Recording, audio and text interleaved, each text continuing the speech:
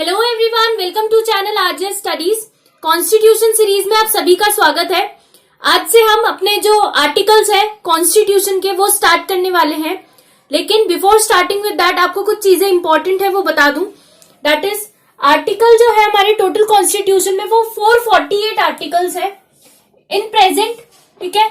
और जो इंडेक्स है आपका, इंडेक्स कॉन्स्टिट्यूशन का है, उसमें आपके 395 आर्टिकल्स मेंशन्ड है। तो जब आप ये तो है ही, आप आगे जो फर्दर उसको पूरे कॉन्स्टिट्यूशन के बेयर एक्ट में आप आर्टिकल्स काउंट करेंगे तब आपको 448 आर्टिकल्स मिलेंगे।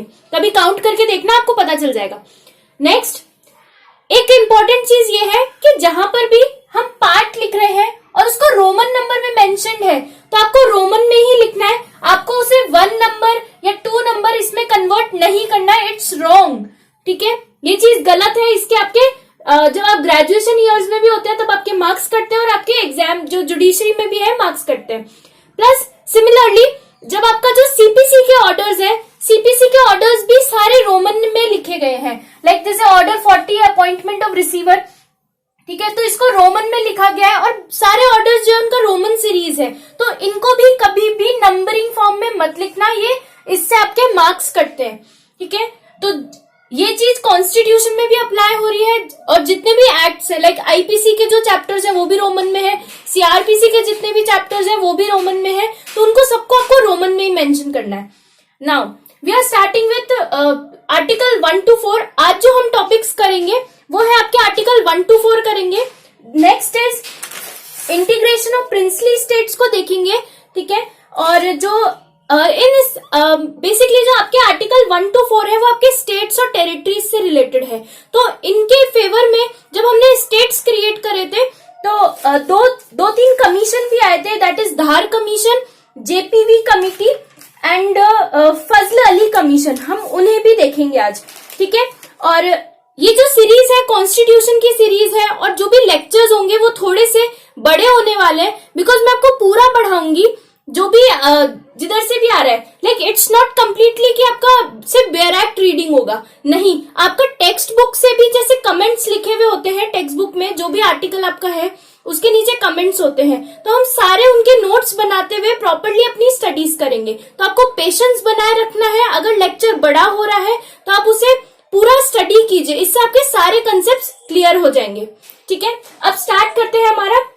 That is part 1 of the Constitution, the Union and its territory. Article 1 जो है वो आपका name and territory of the union की बात करता है। आप अपने प्लीज अपने बेयर एक्ट जो है अपने हाथ में रखिए ताकि हम उनसे रीड करते हुए चलेंगे। Article 1 is name and territory of the union India, that is Bharat. हमने इंडिया के 2 नेम कंसिडर किया है, इंडिया भी किया है, भारत भी किया है। Shall be a union of states. यहाँ पे जो यूनियन ऑफ स्टेट्स है वो 29 स्टेट्स की बात हो रही है, ठीक है। और ये जो है आर्टिकल्स जो है इनमें जो पॉइंट्स मेंशन्ड है इनको क्लॉजेस बोलते हैं। क्या बोलते हैं? क्लॉजेस। और इन क्लॉजेस में ए बी सी डी ये सब आपके सब क्लॉजेस होते हैं। सिमिलरली जब हम सेक्शंस की बात करते हैं तो जब एक सेक्शन हमने रीड किया उसमें ये जो पॉइंट्स मेंशन्ड होते हैं इनको सब सेक्शन बोलते हैं और सब सेक्शन के अंदर क्लॉजेस होते हैं, फिर इसके अंदर सब क्लॉजेस होंगे। तो वहां जब आएंगे तो मैं आपको वहां भी क्लियर करूंगी ये चीज। तो अभी यहाँ पे हमारा आर्टिकल 1 है, इसके 1 2 3 जो पॉइंट्स इनको क्लॉजेस बोलेंगे और ये ए बी सी जो है इनको सब क्लॉजेस बोलेंगे, ठीक है। ये वाला फर्स्ट क्लॉज हमने कंसिडर कर लिया है, India that is Bharat shall be union of states. जो सेकंड क्लॉज है हमारा वो हमारा सब 7th अमेंडमेंट से आया है। ये जो बेयर एक्ट में आप नीचे फुटनोट्स देख रहे होंगे 1 2 3 4 5, ठीक है। तो इसके अंदर आपका पॉइंट है मेंशन्ड है कि 7th अमेंडमेंट से आया ये आपका clause, the states and it territories as specified in the first schedule. पीछे से रिकॉल करते हुए चलना है कि जो फर्स्ट शेड्यूल है उसमें भी हमने स्टेट्स एंड टेरिटरीज के बारे में बात करी थी, ठीक है। तो जो भी हम अमेंडमेंट करेंगे वो टेरिटरीज और स्टेट्स में वो फर्स्ट शेड्यूल से रिलेटेड करेंगे। थर्ड क्लॉज जो है वो कह रहा है territory of India shall comprise. जो टेरिटरी ऑफ इंडिया होगा उसमें हम क्या क्या इंक्लूड करें, that is territories of the states, ठीक है, territories of the states. Second जो बी सब क्लॉज बी है, क्लॉज 3 का जो सब क्लॉज बी है वो भी 7th अमेंडमेंट से आया है। उसमें हम union territories as specified in the first schedule ये भी मेंशन कर रहे हैं। Third is such other territories as may be acquired, जो भी हम फ्यूचर में टेरिटरीज एक्वायर करेंगे वो सारी भी हम इंडिया के अंदर कंसिडर करेंगे। ये हुआ आपका आर्टिकल 1, ठीक है, ये बेयर एक्ट से ही है और इसमें आपको अमेंडमेंट्स मेंशन करने हैं। नेक्स्ट हम आर्टिकल 1 के अंदर जो कमेंट्स हम पढ़ते हैं टेक्स्ट बुक्स के अकॉर्डिंग, उसमें आपको जब 21 पार्ट्स जो है वो कवर करना है। 21 पार्ट आपका मेंशन करता है special provisions applicable to the states. States के नेम मेंशन है आपके, उन स्टेट्स के नेम में आपको रीड आउट कर देती हूँ। दैट इज महाराष्ट्र है, गुजरात है, नागालैंड है, आसाम है, मणिपुर, आंध्र प्रदेश, सिक्किम, मिजोरम, अरुणाचल प्रदेश एंड गोवा। इनसे रिलेटेड जो भी प्रोविजंस होंगे वो आपके ओवरराइड करेंगे आपके जनरल प्रोविजंस को। लाइक जो भी इन स्टेट से रिलेटेड जो भी प्रोविजन बनाया जाएगा वो इनको इंपॉर्टेंस पहले दी जाएगी, बाद में आपके जनरल प्रोविजन को कंसिडर किया जाएगा। तो इसके आगे आप लाइन लिख लीजिए, ओवरराइड दी जनरल प्रोविजंस। ओवरराइड इन सारे स्टेट्स के नेम लिख के override the general provisions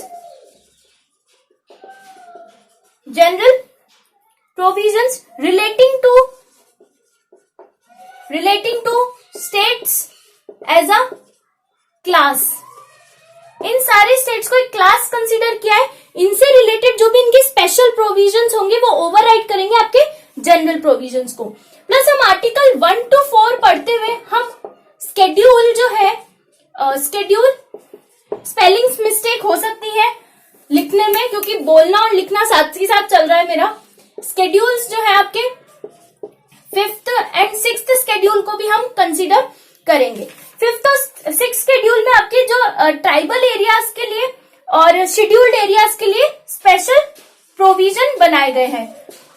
scheduled areas and tribal areas. 5th and 6th schedule contains separate provisions with respect to the administration of scheduled areas and tribal areas within the state। ठीक है, ये हुआ आपका, इसको भी आपको कंसीडर करना है। कोई भी आपका जो नया स्टेट बनेगा इन चीजों को ध्यान में रखते हुए बनेगा। अब हमने जो आपका क्लॉज 1 जो लिया था उसके अंदर हमने जो क्लॉज 3 लिया है उसके अंदर हमने टेरिटरी ऑफ इंडिया की बात करी है। क्लॉज 3 में टेरिटरी ऑफ इंडिया की बात करी है। तो ये जो टेरिटरी ऑफ इंडिया वर्ड है ये वाइडर एक्सप्रेशन है as compare to union of India. Wider expression then union of India. Wider expression क्यों बोल रहे हैं हम? बिकॉज टेरिटरी ऑफ इंडिया के अंदर हम स्टेट्स की भी बात कर रहे हैं, यूनियन टेरिटरीज की भी बात कर रहे हैं, प्लस जो हमने फ्यूचर में हम टेरिटरीज एक्वायर करी है, एक्वायर्ड टेरिटरीज, उनकी भी बात कर रहे हैं, राइट। ये जो क्लॉज 3 है आपका, आप बेयर एक्ट में देखिए अपना क्लॉज 3 में आपका लिखा है territory of India shall comprise the territories of the states. तो हम स्टेट्स की भी बात कर रहे हैं, यूनियन टेरिटरीज भी ले रहे हैं और जो एक्वायर्ड टेरिटरीज है उनको भी ले रहे हैं। बट यूनियन ऑफ इंडिया के अंदर हम सिर्फ स्टेट्स की ही बात करते हैं। Got it? नेक्स्ट आगे चलते हैं। ये जो एक्वायर्ड टेरिटरीज की जो हम बात कर रहे हैं, यहां पर जब हमारा 1956 के अंदर कॉन्स्टिट्यूशन 1960 के बाद जो भी हमारा इंडिया बना उसके अंदर हमने जो भी टेरिटरीज एक्वायर करी उनके नेम है दमन and Diu, Dadar and Nagar Haveli, Dadar and Nagar Haveli, Puducherry, पहले इसे पौंडीचेरी बोलते थे अब पुडुचेरी बोलते हैं, सिक्किम, गोवा। ये सारी जो टेरिटरीज है हमने इनको एक्वायर करी है, राइट। तो इनमें आपका लिखना है India acquired Dadar and Nagar Haveli, Goa, Daman and Diu, Puducherry, Sikkim since the commencement of the constitution, since the commencement of the constitution.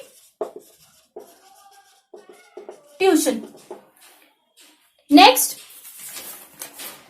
is our article 2. I hope आपको ये क्लियर हो गया होगा. आर्टिकल 1 इसका रिवीजन अच्छे से कर लेना. आर्टिकल 2 जो है उसकी बात करेंगे अब हम. तो बेयर एक्ट को साथ में रखिए अपने. आर्टिकल 2 की हेडिंग है दैट इज एडमिशन और the establishment of new states और एस्टैब्लिशमेंट ऑफ न्यू स्टेट्स. यहां पे 2 वर्ड्स हैं, एडमिशन और एस्टैब्लिशमेंट. बेयर एक्ट से देखते हैं. पार्लियामेंट में by law admit into the union. Admit कर सकती है किसी स्टेट को या स्टैब्लिश कर सकती है new states on such terms in condition as it thinks fit. ठीक है. ये जो वर्ड है स्टैब्लिश, इसका मतलब होता है स्थापना. ठीक है. हिंदी के जो अगर आप कोई भी वर्ड पढ़ रहे हैं, अगर आपको नहीं समझ में आ रहा है तो उसका थोड़ा सा हिंदी मीनिंग लेके चलिए ताकि आपको जो वर्ड्स है उनमें क्लैरिटी आ जाएगी. स्थापना which were not in existence before, which were not in existence before. ठीक है. इन 2 वर्ड्स का मीनिंग यही है कि इनको हम जो स्टैब्लिश है, नया स्टेट स्थापित कर सकती है, स्थापना कर सकती है जो पहले से आपके एग्जिस्टेंस में नहीं है. और एडमिशन का मतलब है विच वर ऑलरेडी इन एग्जिस्टेंस, जो पहले से एग्जिस्टेंस के अंदर है उनको एडमिट कर सकती है. राइट. इसके अंदर इतना ही है. Next is article 2A. 2A हमारा रिपील्ड हो गया है. Sikkim to be associated with the union, associated with union, ये हमारा रिपील्ड हो गया है. और रिपील्ड कौन से अमेंडमेंट से हुआ है? By 36th amendment act 1975. एक तो ऑब्जेक्टिव क्वेश्चंस के लिए आपके आर्टिकल जो है 1 by 1 जो इनकी हेडिंग्स हैं वो इंपॉर्टेंट है. ठीक है. मेंस पर्सपेक्टिव से आपको इनका जो इलैबोरेट फॉर्म है, इनको किस तरीके से हम समझ रहे हैं.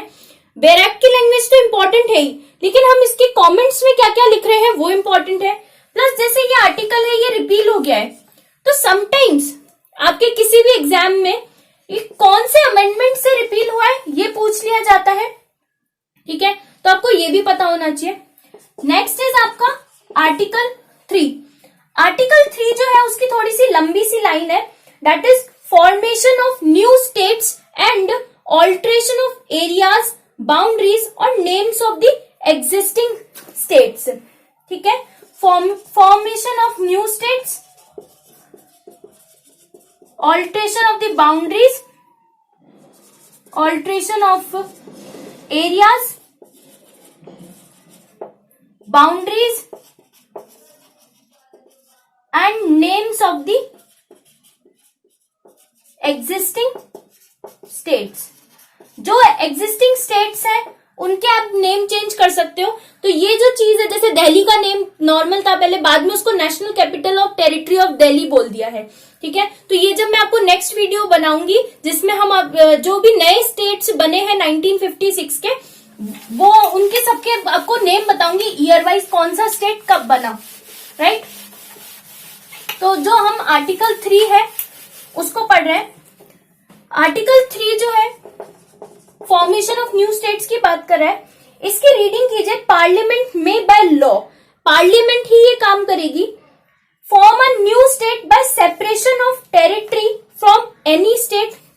तो क्या कर सकती है पार्लियामेंट में बाय लॉ, लॉ के थ्रू, में by law form a new state, एक नया स्टेट बना सकती है. किस तरीके से बनाएगी?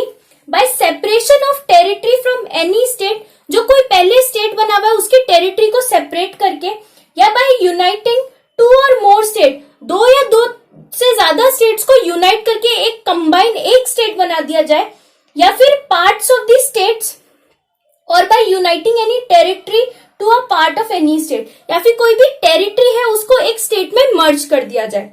ठीक है. तो नया स्टेट बनेगा second is increase the area of any state, किसी भी स्टेट का एरिया इंक्रीज कर सकती है, increase the area of any state.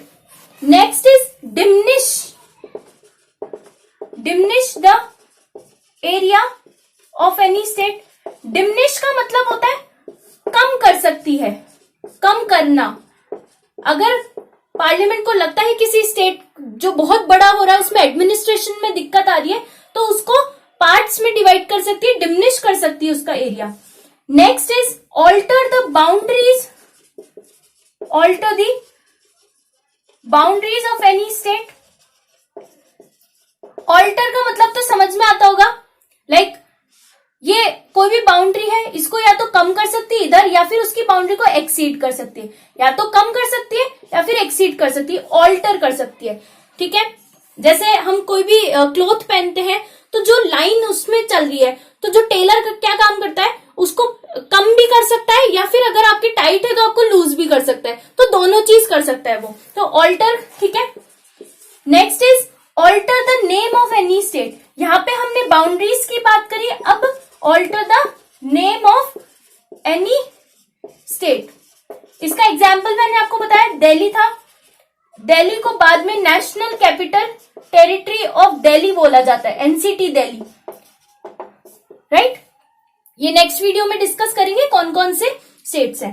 अब इस आर्टिकल के अंदर आपके दो प्रोविजंस भी गिवन है, आपके दो प्रोविजंस मेंशन्ड है, उन प्रोविजंस को भी देखते हैं। प्रोविजंस की लैंग्वेज को पढ़े, उसके अंदर ये लिखा है सप्लीमेंटल और incidental provision. First provision provided that जो लिखा होता है उसको हम प्रोविजन बोलते हैं, और प्रोविजन का काम क्या होता है, ये एक कंडीशन लगाता है। ठीक है, ये जो भी आर्टिकल हमने अभी पढ़ा जिसमें पॉइंट्स देखे, उसके ऊपर कंडीशन इंपोज कर दी जाती है। ठीक है, that no bill for the purpose shall be introduced in either house of the parliament except on the recommendation of the president. जो भी बिल है स्टेट के जो भी हमने भी पढ़ा है फॉर्म करने के लिए, डिमिनिश करने के लिए, ये पार्लियामेंट में तभी प्रोड्यूस होगा, तभी दिया जाएगा, इंट्रोड्यूस होगा वहां पर on the recommendation of the president, जब प्रेसिडेंट उसको रिकमेंड कर देंगे। तो प्रोविजन लिखिए that the bill contemplating the above change can be, the bill contemplating the above change can be introduced in the parliament, can be introduced in the parliament only with the prior recommendation of president, right। और ये जो भी होगा ये सब काम simple majority से होगा। यहाँ पे कोई हमें कॉन्स्टिट्यूशनल अमेंडमेंट पास नहीं होगा, ये सब सिंपल मेजॉरिटी से होगा। ठीक है, अब इसमें आगे ये कह रहा है and unless where the proposal contained in the bill affects the areas, boundaries और names of any states, the bill has been referred by the president to the legislature of that state. अब आप किसी state के जो है उसकी boundaries को alter कर रहे हो या उसके नेम को ऑल्टर कर रहे हो, तो उस स्टेट को पता तो होना चाहिए कि उसके कंटेक्स्ट में ये बात हो रही है। तो प्रेसिडेंट जो है वो ये क्या करेंगे, जो भी बिल प्रपोज होगा वो स्टेट लेजिस्लेचर्स को भी भेजा जाएगा। तो आप इस प्रोविजन में सेकंड पॉइंट बना के लिखिए that before recommending the bill, before recommending the bill, the president has to refer the same, the president has to refer the same to the state legislature concerned, जो भी state legislature होगी उसको भेजा जाएगा for expressing its views, ताकि वो भी अपने व्यूज प्रेजेंट कर सके with in a specified period, जो भी उस बिल में स्पेसिफाइड पीरियड मेंशन्ड होगा उसमें। बट आपको ये यहाँ पे क्लियर करना है ये चीज दैट प्रेसिडेंट जो होगा वो स्टेट लेजिस्लेचर की जो भी व्यूज आएंगे उससे बाउंड नहीं होंगे, ठीक है, ये चीज हुई। अब इसके अंदर आपके दो एक्सप्लेनेशंस भी है। वो एक्सप्लेनेशंस क्या बात कर रहे हैं, ये दो एक्सप्लेनेशन है आपके इस आर्टिकल के अंदर, ये आपके 18th अमेंडमेंट से आए हैं। जो एक्सप्लेनेशन 1 है और 2 है। एक्सप्लेनेशन 1 ये कह रहा है in this article clauses A to E, इस पूरे आर्टिकल में जो क्लॉज A to E थे, the state includes a union territory, जो वर्ड स्टेट मेंशन किया है वो क्या इंक्लूड करेगी, यूनियन टेरिटरी, ठीक है। बट इन द प्रोविजो, और ये जो प्रोविजो हमने बात करी है, ठीक है, the state does not include a union territory, bare act से देखना, और ये जो प्रोविजो हमने बात करी है इसमें state does not include union territory. जो क्लॉजेस है A to E, जो क्लॉजेस है उनके अंदर हमने यूनियन टेरिटरी इंक्लूड करी है स्टेट में, लेकिन जो हम प्रोविजन में वर्ड स्टेट इंक्लूड कर रहे हैं उसमें हमने यूनियन टेरिटरी को इंक्लूड नहीं किया है, does not include union territory. Got it, ये चीज क्लियर कर लीजिए। सेकंड जो एक्सप्लेनेशन है वो ये कह रहा है that is the power conferred on parliament by clause A includes the power to form a new state. जो भी क्लॉज A के अंदर मेंशन था, ठीक है, includes the power to form a new state, नया स्टेट बना सकती है, और union territory by uniting a part of any state और union territory to any other state और यूनियन टेरिटरी, ठीक है। तो ये पार्लियामेंट के अंदर क्लॉज ए के पास ये पावर है कि वो फॉर्म कर सकती है अ न्यू स्टेट और a union territory by uniting a part of state और union territory to any other state, unite करके कर सकती है, ठीक है। ये चीज क्लियर कर लेना, आपको बेयर एक्ट की लैंग्वेज ही फॉलो करनी है, और ये जो चीज थी ये कमेंट्स है, आपको अपने नोट्स बनाना, क्योंकि पूरे टाइम आपको बेयर एक्ट की लैंग्वेज आप एग्जाम में नहीं लिख सकते हो, तो अपनी लैंग्वेज में अपने notes banana. Next is article 4। Article 4 जो है, आर्टिकल 4 जो बात कर रहा है वो laws made under article 2 and 3, जो भी लॉज आर्टिकल 2 और 3 में बनाए गए हैं to provide for the amendment of the first and the fourth schedule, ठीक है, and supplemental incidental and consequential matters, ठीक है। तो जो भी आर्टिकल 2 and 3 के अंदर जो भी लॉज बनाए गए हैं वो क्या कर सकते हैं, वो आपके फर्स्ट और फोर्थ शेड्यूल है, शेड्यूल्स को भी अमेंड कर सकते हैं जो भी। तो इसमें फर्स्ट पॉइंट लिखिए, the laws referred in articles 2 and 3 shall contain provisions for the amendment of the first and fourth schedule। 2 और 3 में जितने भी प्रोविजंस हैं वो अमेंड कर सकते हैं फर्स्ट और फोर्थ शेड्यूल को। सेकंड पॉइंट लिखिए that these laws are not to be considered as amendments to the Constitution under Article 368। Article 368 basically आपका अमेंडमेंट से डील करता है। तो जो भी आप स्टेट फॉर्म करेंगे, ये जो है ये आपका अमेंडमेंट ट्रीट नहीं किया जाएगा, इसको सिर्फ सिंपल मेजॉरिटी से पास किया जाएगा। ये कॉन्स्टिट्यूशनल आपके अमेंडमेंट ट्रीट नहीं किया जाएगा अंडर आर्टिकल 368, ठीक है। दिस मीन्स दैट, लाइन लिखिए, this means that laws can be passed by simple majority and by the ordinary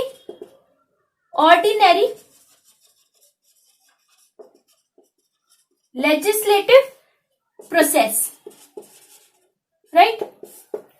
ये लिख लीजिए। फिर उसके बाद इससे रिलेटेड सुप्रीम कोर्ट के अंदर कुछ क्वेश्चन रेफर किया गया बेरूबरी यूनियन के केस में। 1960 का जो बेरूबरी यूनियन का केस था उसके अंदर वो क्वेश्चन ये था कि does the power of parliament to diminish the area of the state, कि जो हमने आपका आर्टिकल 3 के अंदर पढ़ा था कि भाई हम डिमिनिश भी कर सकते हैं area of any state, article 3 के अंदर हमने पढ़ा है ये चीज। तो does the power of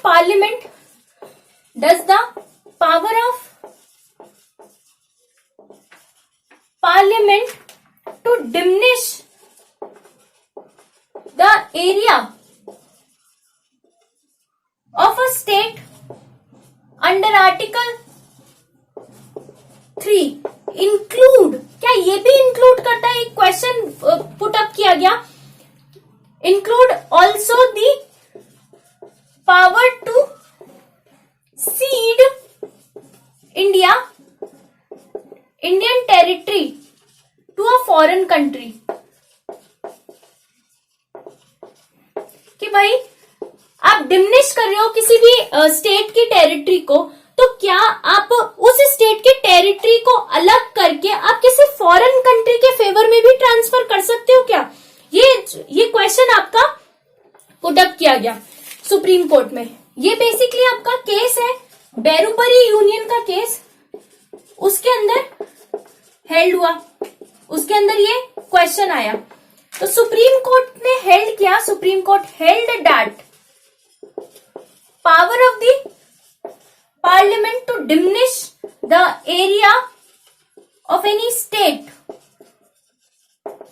does not cover cession of Indian territory to foreign country, कि भाई आप सीड नहीं कर सकते हो, डज नॉट, आप किसी टेरिटरी का पार्ट अपनी टेरिटरी में से निकालकर किसी फॉरेन कंट्री को नहीं दे सकते हो, ठीक है। और इससे जो है 9th कॉन्स्टिट्यूशनल अमेंडमेंट आया 1960 के अंदर, right, which was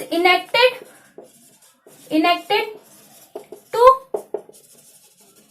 transfer the said territory to Pakistan के लिए किया। लेकिन बाद में सुप्रीम कोर्ट ने अपनी ही बात को, अब आपको पता है कि डिफरेंट जजेस ऑफ बेंच बैठती है सुप्रीम कोर्ट में, तो सुप्रीम कोर्ट अपने ही डिसीजंस को डिनाई कर सकता है। तो 1969 के अंदर ये जो क्वेश्चन पुट अप किया इसको रिवर्स कर दिया गया, राइट। और इसको रिवर्स करने के बाद आपका 100th कॉन्स्टिट्यूशनल अमेंडमेंट आया 2015 के अंदर। तो 1969 में इस बात को सुप्रीम कोर्ट ने रूल्ड दैट और held that settlement of boundary dispute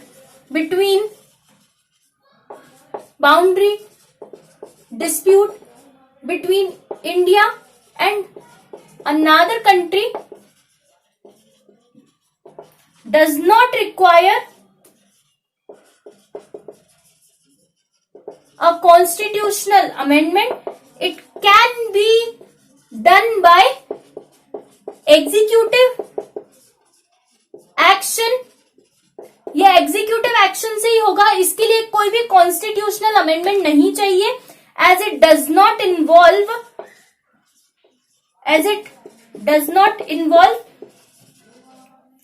cession of Indian territory to a foreign country, right। और 2015 के अंदर एक हमारा 100th कॉन्स्टिट्यूशनल अमेंडमेंट आया था, वो ये कह रहा है कि हमने agreement between India and Bangladesh के बीच में इंडिया और बांग्लादेश के बीच में एक एग्रीमेंट हुआ था। इंडिया ने ट्रांसफर करी 3rd एनक्लेव्स, 3 एनक्लेव बांग्लादेश के फेवर में, ठीक है, एंड बांग्लादेश ने ट्रांसफर करी 51 एनक्लेव्स इंडिया के फेवर में, राइट। तो जो बात अभी इन 1960 के केस में, बेरूबरी यूनियन के केस में जो करी थी, तो भाई हमने टेरिटरीज को ट्रांसफर भी किया है, तो डिमिनिश के अंदर ये इंक्लूड हो जाएगा। ये हो गए हमारे आर्टिकल 1 to 4 हमने कवर कर लिए हैं। जो भी मैंने आपको नोट्स बनाए हैं अभी यहाँ पर, वो सफिशिएंट है। बैरैक्ट की रीडिंग के साथ आप इन नोट्स को अपने रजिस्टर में उतारिए और इनको रिवाइज कीजिए। इससे ज्यादा आपको नहीं पढ़ना है इन आर्टिकल्स के अंदर, ये सफिशिएंट है। Next topic is integration of the princely states. Princely states integration of princely states. जब हमारा इंडिया ब्रिटिशर्स के हाथ में था, तब हमारे पास छोटी छोटी प्रोविंस थी, और जो कई तो ब्रिटिशर्स के हाथ में थी, और बाकी जो थी, जो यहाँ के जो राजा थे, राजा महाराजा, उनके हाथ में थी। तो उस टाइम पे हमारे पास 552 प्रिंसली स्टेट्स थे, ठीक है। सरदार वल्लभ भाई पटेल ने इनको इंटीग्रेट करने का काम किया, राइट। अब इससे ये क्लियर करना है कि 549 जब हमें इंडिपेंडेंस मिली, कि 549 जो स्टेट्स थे उन्होंने तो इंडिया को ज्वाइन कर लिया, बट रिमेनिंग जो 3 स्टेट्स थे, जो 3 प्रोविंसेस थी, that is Hyderabad, Junagadh and Kashmir, उन्होंने हमारे इंडिया को ज्वाइन नहीं किया। अब हैदराबाद ने किस तरीके से ज्वाइन किया? Bye means of police action. हमारी फोर्सेस वहां भेजी गई इंडिया के थ्रू, उसके बाद हैदराबाद ने ज्वाइन किया। जूनागढ़ को हमने कैसे किया? Bye means of referendum. ये जब मैंने आपको डेमोक्रेसी वर्ड पढ़ाया था, वहां फ्लो चार्ट में 4 वर्ड पढ़ाए थे आपको। डायरेक्ट डेमोक्रेसी के अंदर रेफरेंडम, पेप्लिसाइड, रिकॉल, इनिशिएटिव, तो रेफरेंडम के थ्रू किया गया। और कश्मीर को हमने इंस्ट्रूमेंट ऑफ एक्सेशन के थ्रू मर्ज किया, इंस्ट्रूमेंट ऑफ एक्सेशन के थ्रू मर्ज किया। ये हम इसलिए कंसीडर कर रहे हैं बिकॉज आपको ये पता होना चाहिए कि पहले भी क्या सिचुएशन थी, उसके बाद हमने इंडिया में किस तरीके से हमारे आज स्टेट्स हम फॉर्म कर रहे हैं। तो पहले किस तरीके, कौन से स्टेट्स मर्ज नहीं हुए, उनके लिए क्या हमने एक्शन लिया, और आज हमारी कॉन्स्टिट्यूशन के कंटेक्स्ट में आर्टिकल 1 to 4 जो स्टेट से रिलेटेड डील कर रहे हैं, उसमें हम क्या बात कर रहे हैं। तो ये चीज हमने डिस्कस करते हुए इस टॉपिक को लिया है। नेक्स्ट जो टॉपिक है हमारे कमिटीज है, that is Dhar commission and JPV committee. ये 2 कमीशंस आए थे। बेसिकली जब हमारे स्टेट्स क्रिएट हो रहे थे, हमारा जब इंडिपेंडेंस मिली, तब बातें चल रही थी बहुत सारी कि लिंग्विस्टिक बेसिस पर भी आप स्टेट क्रिएट कीजिए, यानी लैंग्वेज के बेस पर, ठीक है। अगर लैंग्वेज, अब हमने 22 लैंग्वेजेस पढ़ी थी, अगर हम लैंग्वेजेस के बेस पे स्टेट क्रिएट करते तो सब अलग अलग हो जाते, सेपरेट हो जाते, तो इंडिया की जो हम यूनिटी की बात करते हैं वो नहीं रह जाती है, ठीक है। तो उसके लिए हमने कमीशंस बनाए कि क्या लैंग्वेज के बेस पर आपके स्टेट्स बनने चाहिए। तो इन कमीशंस में क्या हेल्ड हुआ? 1948 के अंदर गवर्नमेंट ऑफ इंडिया, पहले इसका बेसिक इंट्रो देखेंगे कि इसमें क्यों स्टैब्लिश किए गए थे। That is government of India appointed linguistic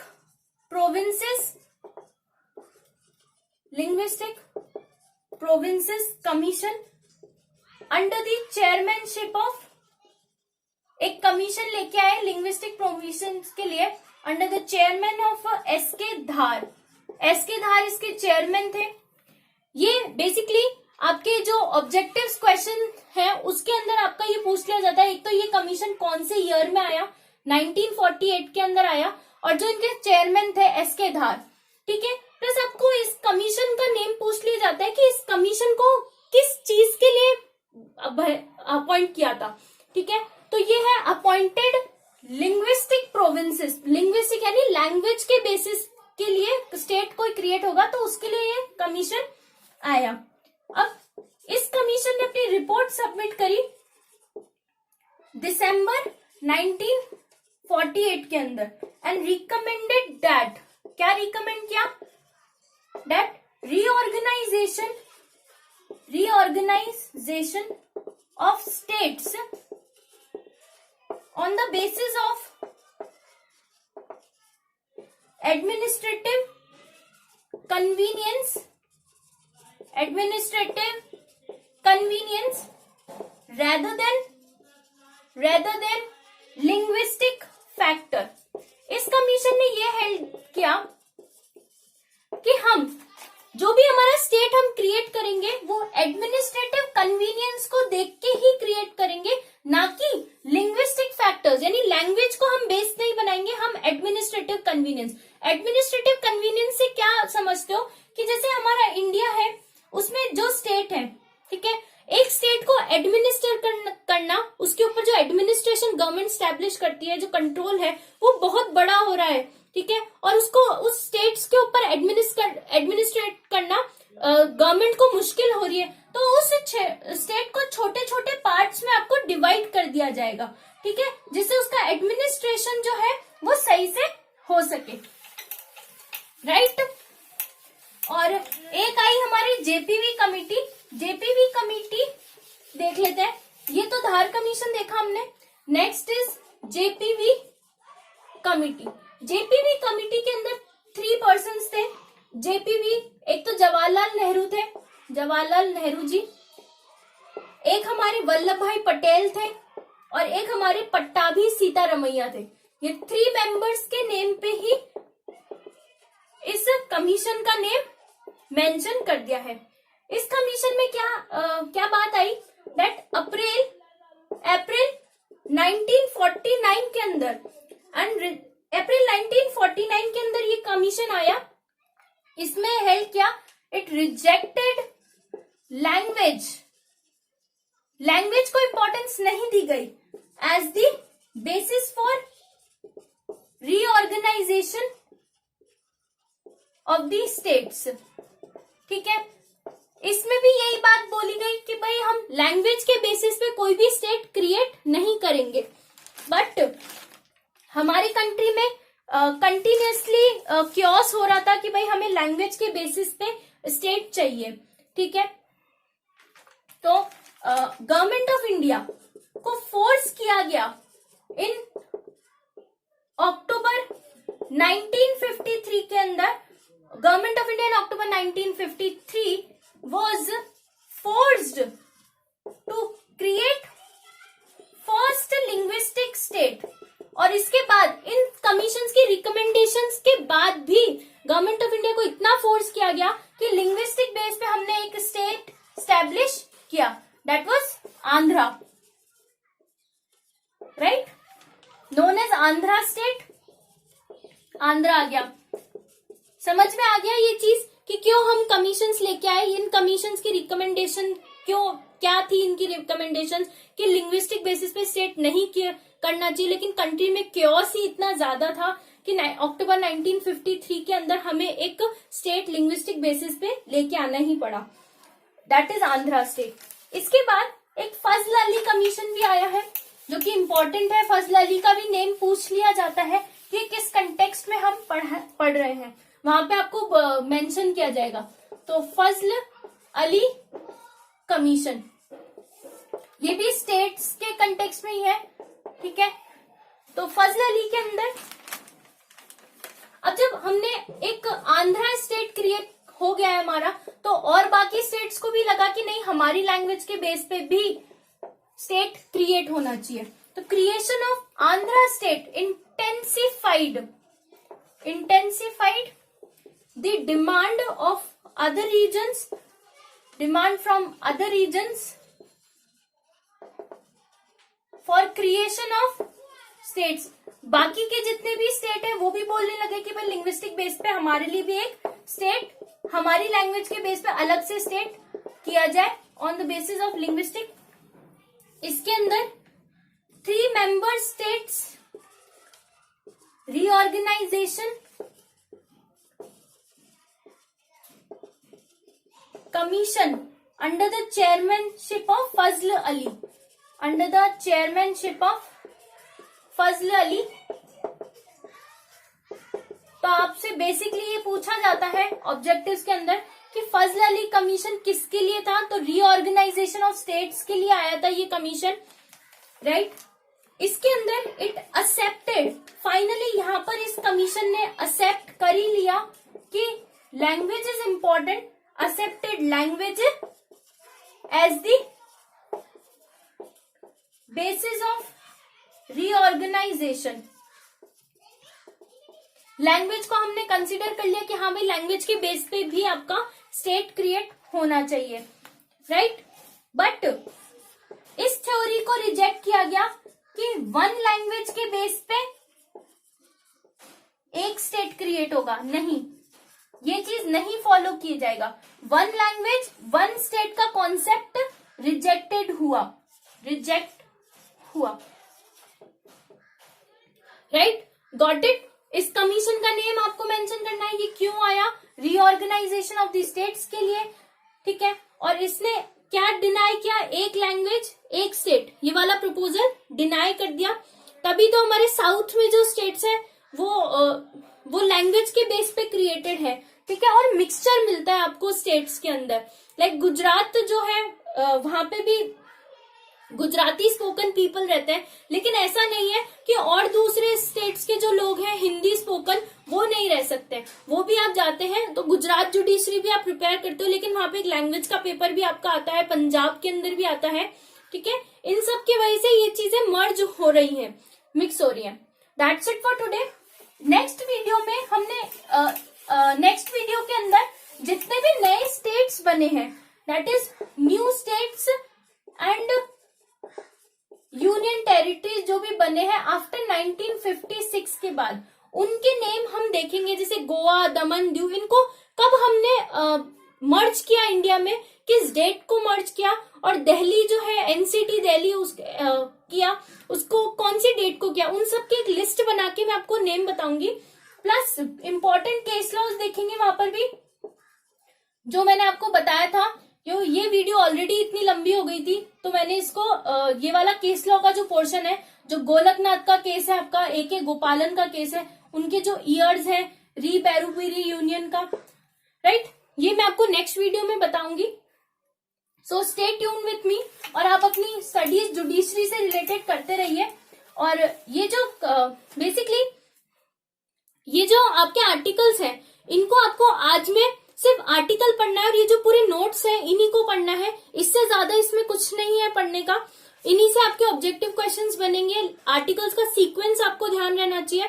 और अगर आज की वीडियो से आपने कुछ सीखा है तो मेरी वीडियो को लाइक कर दीजिए, चैनल को सब्सक्राइब कर लीजिए, जिससे हम नेक्स्ट वीडियो का जो नोटिफिकेशन आपको मिल जाएगा और हम कॉन्स्टिट्यूशन सीरीज में आगे बढ़ सकेंगे। So that's it for today. Thank you so much and stay tune. Bye.